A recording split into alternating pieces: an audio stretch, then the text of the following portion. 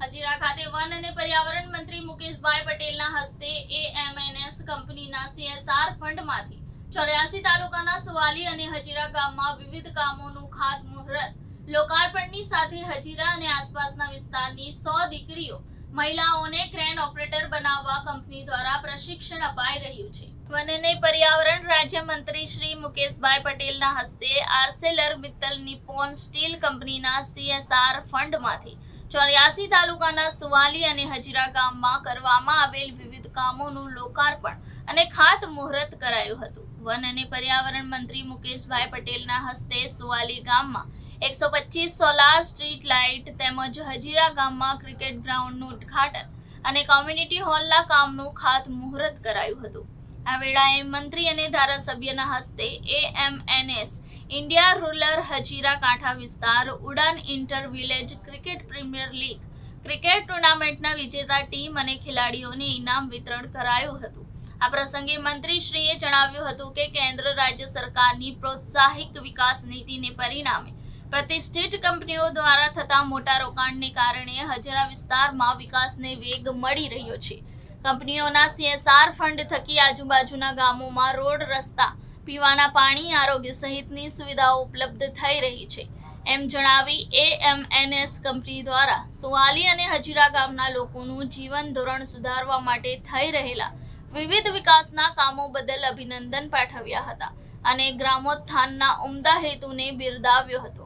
તેમણે વધુમાં જણાવ્યું કે એએમએનએસ કંપની દ્વારા દીકરીઓ અને મહિલાઓના સામાજિક આર્થિક વિકાસને પ્રાધાન્ય આપવામાં આવી રહ્યું છે, જેમાં હજીરા અને આસપાસના વિસ્તારની દીકરીઓ મહિલાઓને ક્રેન ઓપરેટર ટ્રેનિંગ આપી આર્થિક રીતે પગભર કરવામાં આવી રહ્યા છે। ત્યારે 100 મહિલાઓને ક્રેન ઓપરેટર બનાવવાની નેમ કંપની દ્વારા લેવામાં આવી છે, એ સરાહનીય છે। આ પ્રસંગે ધારાસભ્ય શ્રી સંદીપ દેસાઈ, તાલુકા પંચાયત પ્રમુખ તૃપ્તિબેન, તાલુકા સંગઠન પ્રમુખ બ્રિજેશભાઈ પટેલ, જિલ્લા પંચાયત સભ્યશ્રીઓ, એએમએનએસ કંપનીના અધિકારીઓ, વિવિધ ગામોના સરપંચો સહિત મોટી સંખ્યામાં ગ્રામજનો ઉપસ્થિત રહ્યા હતા।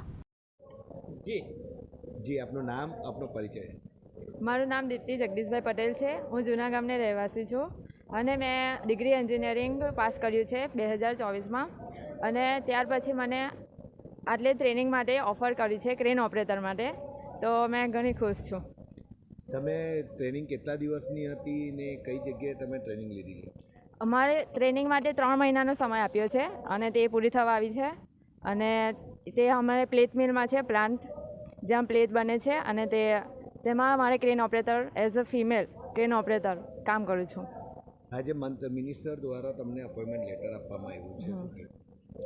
હા, એના માટે મેં ઘણી ખુશ છું કે અમને ક્રેન ઓપરેટરમાં લીધા અને પ્રાઉડ ફિલિંગ છે। મહિલાઓ માટે શું સંદેશો? મહિલાઓને એટલું જ કહીશ કે આપણે બધું જ કરી શકીએ છીએ, ક્રેન ઓપરેટર, પાયલોટ બધું જ કરી શકીએ।